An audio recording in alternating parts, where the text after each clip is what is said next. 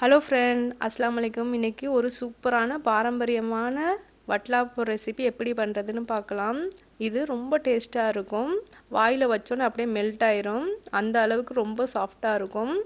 Sugar patient கூட கருப்பட்டி use பண்ணுறதுனால சாப்பிட்டு பார்க்கலாம். கொஞ்சமாக சாப்பிட்லாம்.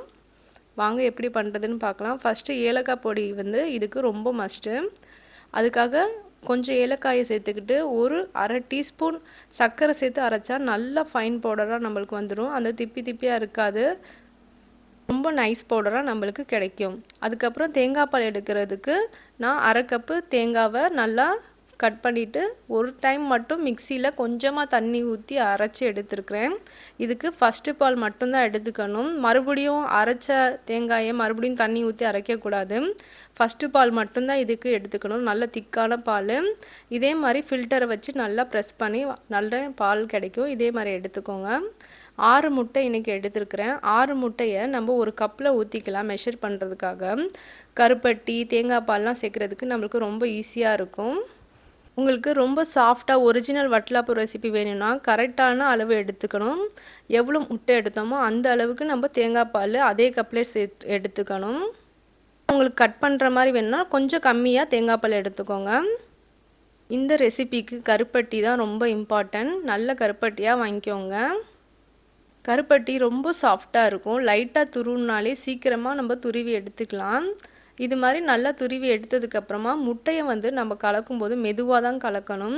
நல்லா பீட் பண்ணக்கூடாது. பீட்டரை வச்சு முட்டையை பீட் பண்ணக்கூடாது, ஏர் பபிள்ஸ் ஃபார்ம் ஆயிரும்.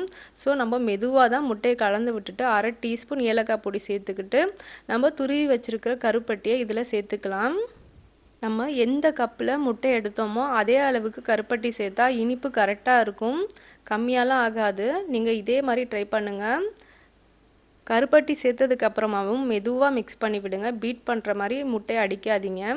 கருப்பட்டி நல்லா கரைஞ்சதுக்கப்புறமா நம்ம தேங்காய் பால் சேர்த்துக்கலாம். எல்லாம் சேர்த்ததுக்கப்புறம் ஒரு வடிகட்டி வச்சு வடித்து நம்ம எதில் ஆவியாக வேக வைக்க போகிறோமோ அதில் சேர்த்துக்கலாம்.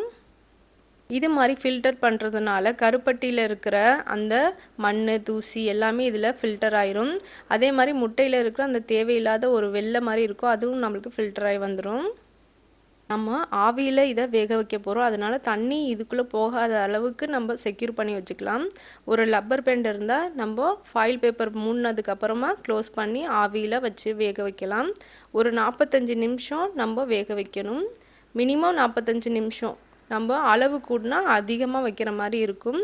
மீடியம் ஃப்ளேம்லேயே ஆவியில் வச்சு நம்ம இதை எடுத்துக்கலாம். அவ்வளோதான். உங்ககிட்ட ஃபாயில் பேப்பர் இல்லாட்டி நல்லா க்ளோஸ் பண்ணுற ஒரு லிட்டை வச்சு நாங்கள் யூஸ் பண்ணிக்கலாம். தண்ணி போகாத அளவுக்கு நம்ம செக்யூர் பண்ணி எடுத்துக்கணும். 45 மினிட்ஸ் கழிச்சதுக்கப்புறம் நான் ஓப்பன் பண்ணி பார்த்தேன். நல்லா சூப்பராக வெந்திருந்தது. நம்ம ஏதாச்சும் வச்சு கத்தியோ இல்லை ஸ்பூனை வச்சு குத்தி பார்த்தா கொஞ்சம் கூட ஒட்டாமல் இருக்கணும். அதுக்கப்புறம் தான் வெந்ததாக அர்த்தம். கம்ப்ளீட்டாக ஆறினதுக்கப்புறம் நம்ம கருப்பட்டி கலர்லேயே கிடச்சிரும். அதே மாதிரி நல்ல கலராக இருக்கும். பாருங்கள், எந்த ஏர் பபிள்ஸும் இல்லாமல் எவ்வளோ சாஃப்டாக தெரியுது. பார்க்கவே எவ்வளோ சாஃப்டாக இருக்கிற மாதிரி இருக்குது பாருங்கள். நம்ம ஏதாச்சும் ஒரு நட்ஸ் வச்சு இதில் சர்வ் பண்ணலாம். சாப்பிடும்போது நட்ஸ் சாப்பிடப்போ ரொம்ப நல்லாயிருக்கும். ட்ரை பண்ணி பாருங்கள். இதே ரெசிபி இதே மாதிரி ட்ரை பண்ணுங்கள். உங்களுக்கு சூப்பராக வரும். டேஸ்ட் பண்ணி பார்த்துட்டு எப்படி வந்ததுன்னு கமெண்ட் செக்ஷனில் கமெண்ட் பண்ணுங்கள். உங்களுக்கு இந்த வீடியோ பிடிச்சிருந்தா ஒரு லைக் பண்ணிவிட்டு ஷேர் பண்ணிக்கோங்க.